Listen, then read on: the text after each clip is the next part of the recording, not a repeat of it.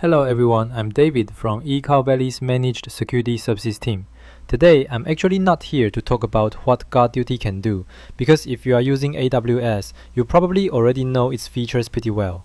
What we really want to talk about is something much closer to real-life operations, and something that often gets overlooked. Once Guard Duty has already detected a threat, are those alerts actually being handled properly inside your organization? Today's session will be breakdown into 3 parts. First, I'll start by taking you back to a very familiar alert scenario, one that happens almost every day in many organizations. Next, I'll explain why, even when Guard Duty is already enabled and alerts keep coming in, the actual response process is still not as efficient as it should be. Finally, through 3 live demos, I'll show you how ThreatOps X steps into this workflow, helping organizations speed up threat assessment and response, and also support ongoing governance and compliance requirements. When you open Guard Duty, you are not looking at just 1 or 2 alerts. You are staring at a long list of findings. They come from different AWS accounts, different regions, different threat types, with severity levels ranging from low all the way to high. To be honest, the alerts themselves aren't the real problem. The hardest part is the decision you have to make at that moment. With so many alerts on the screen, which one should I handle first? Which one absolutely cannot wait? And if I take action on this alert, will it impact my production systems? When alerts keep piling up without clear guidance on how to prioritize them, that's when risk starts to accumulate and eventually spiral out of control. Before we talk about why security management becomes so difficult, let's first take a step back and look at what Amazon Guard Duty actually does in a simpler way. You can think of Guard Duty as a security guard that works 24/7, but instead of standing at the entrance of a building, it's guarding your entire AWS environment. Let's start from the left side of this diagram. This represents what the security guard is watching every day, its data sources. For example, who accessed what and when, whether there are any unusual movement patterns, abnormal network traffic, or whether services like S3, EKS, or Aurora are being accessed in unexpected ways.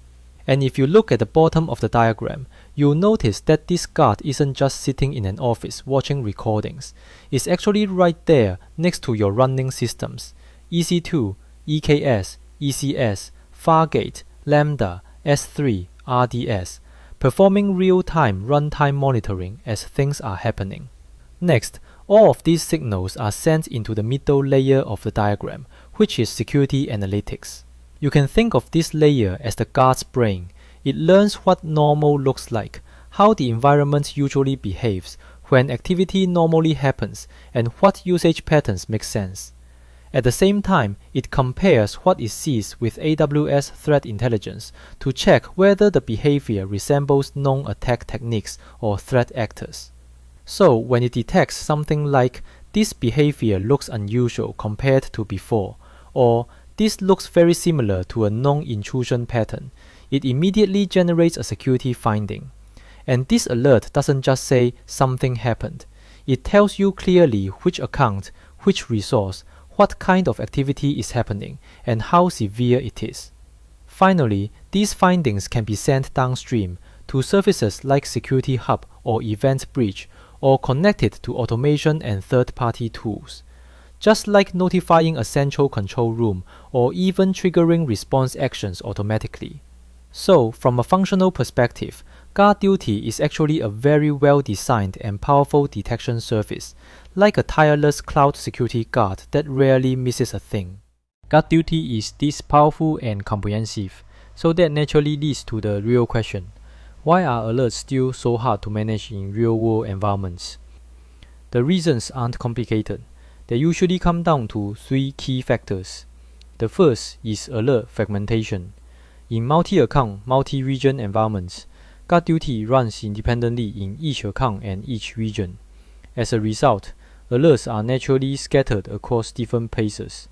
Engineers have to jump between accounts, line up timelines and resources, and piece together the full picture of an incident. Before any real response even starts, a lot of time has already been spent just trying to understand what happened. The second factor is alert overload. GuardDuty is a continuous detection service, which means it generates a large number of findings every day.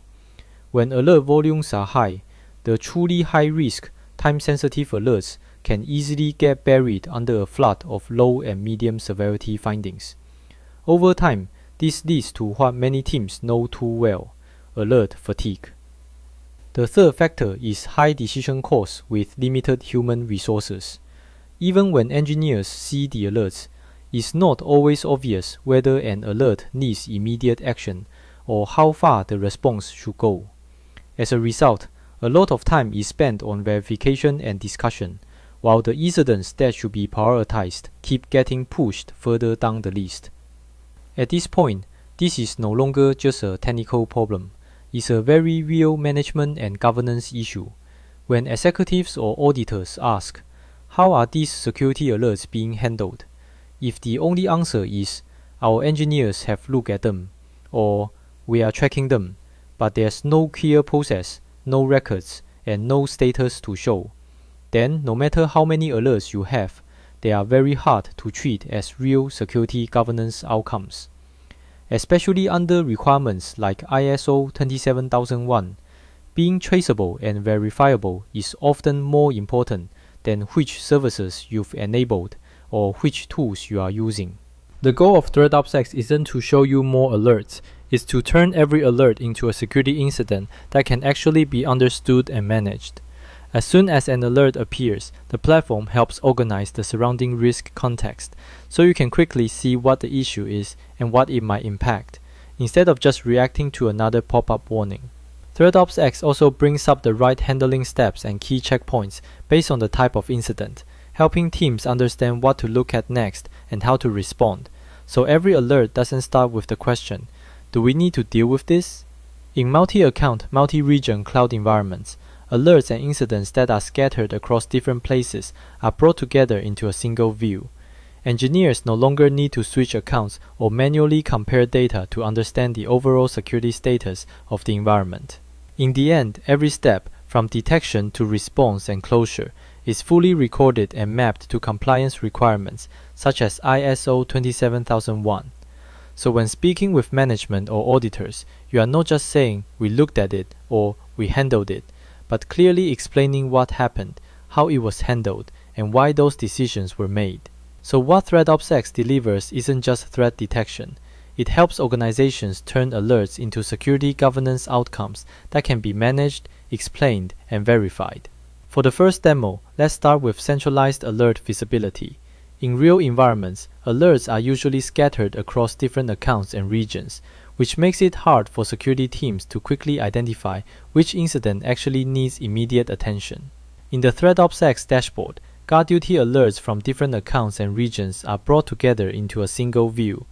You can clearly see the distribution of severity levels and the different types of threats on the same screen. This allows managers and security teams to shift their focus away from a long list of alerts and back to the alerts that are highest risk and can't wait. For the second demo, we'll look at what actually happens after an alert is raised. In many cases, alerts are seen by someone, but they stay as notifications, emails, or chat messages, and never really get tracked or acted on. In ThreatOps X, when a high-risk alert occurs, the system automatically creates a ticket, making sure the incident doesn't stop at "someone noticed it."